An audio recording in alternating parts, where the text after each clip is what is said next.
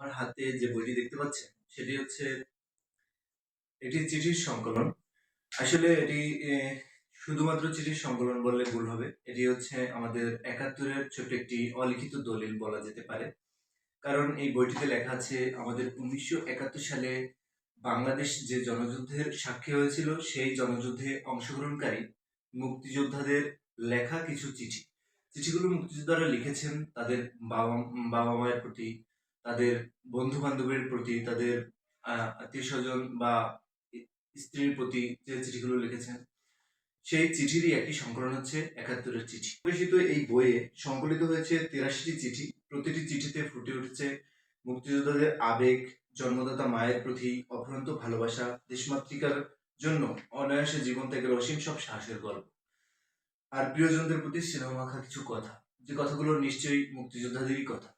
বইটির সম্পাদক রশিদ হায়দার লিখেছেন, বইটিতে লেখা অধিকাংশ চিঠি লিখেছেন তরুণ মুক্তিযোদ্ধারা, যারা আসলে যুদ্ধক্ষেত্রে কোনো প্রস্তুতি ছাড়াই গিয়েছিলেন। তারা জানতো না আসলে গান বন্দুক কি, যুদ্ধাস্ত্র কতটা ভয়ানক। তারা তা না জেনেই দেশমাতৃকাকে ভালোবেসে দেশের মানুষকে মুক্তির জন্য লড়াই করার জন্যই কেবল রণক্ষেত্রে অংশগ্রহণ করতে গিয়েছিলেন।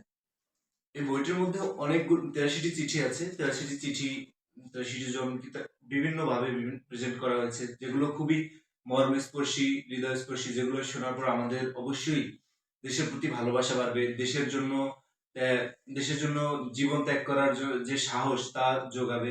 সো আমি কিছু চিঠি এই বইটা থেকে পড়ি, যেগুলো আসলে মুক্তিযোদ্ধারা লিখেছেন। তার মধ্যে যেমন কাজী নুরুন নবী তার মাকে লিখেছেন, মরলে গৌরবের মৃত্যু হতো, ঘরে বসে শুয়ে শুয়ে মরার মানে হয় কি। তাছাড়া নৌকমান্ডো শহীদ আলী খান তার মাকে বিদায় জানিয়ে লিখলেন, মা, ক্ষুদিরামের মতো বিদায় দাও, যাবার বেলায় সালাম। আবার চট্টগ্রামের স্কুল পড়ুয়া আমানুল্লাহ চৌধুরী ফারুক মৃত্যুর আগে তার বাবাকে লিখলেন, আপনার দুঃখিত হওয়া সাজে না, আমি যদি মরি তাহলে আপনি হবেন শহীদের পিতা। এরকম বহু আবেগঘন মুহূর্ত ফুটিয়ে উঠেছে বইটিতে। বইটি আসলে আমাদের ইতিহাসের একটি সাক্ষী স্বরূপ। ৭১-এর চিঠি বইটি পড়ার বা পড়ে শেষ করা আসলে আলাদা একটা বিশেষত্ব হচ্ছে, এই বইটি কোনো রাজনীতিবিদের লেখা না কিংবা কোনো বুদ্ধিজীবীর লেখা না। এই বইটা হচ্ছে আমার আপনার মতো সাধারণ মানুষের লেখা, যারা আসলে ওই সময় মুক্তির জন্য যুদ্ধে অংশগ্রহণ করেছিল।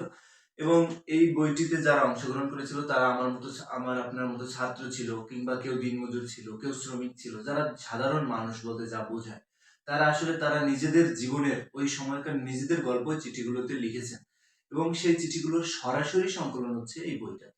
সো আমরা আসলে এই বইটা যদি পড়ি, এই বইটা পড়লে আমরা আসলে মানুষের বানানো গল্প শোনার কোনো সম্ভাবনাই নাই। এখানে আমরা একদম একদম র ইতিহাসটা জানতে পারবো। আসলে আমরা ইতিহাস মূলত জানি, মানুষ ইতিহাস পড়ে আসলে মানুষ ইতিহাস থেকে শেখার জন্য।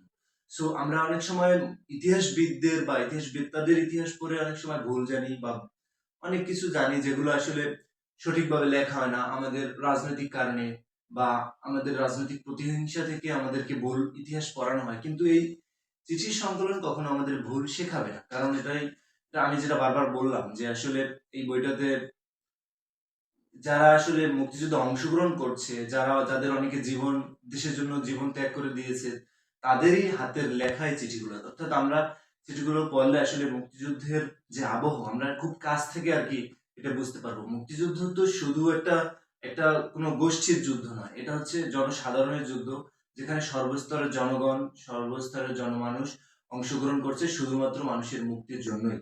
সো আমি আসলে ব্যক্তিগতভাবে এই বইটি রিকমেন্ড করি, যে দেশের ইতিহাস যতটুকু আমরা আসলে জানতে চাই, কিংবা ইতিহাসের খুব কাছ থেকে যদি জানতে চাই, তাহলে আমরা আসলে ৭১-এর চিঠি অবশ্যই পড়বো।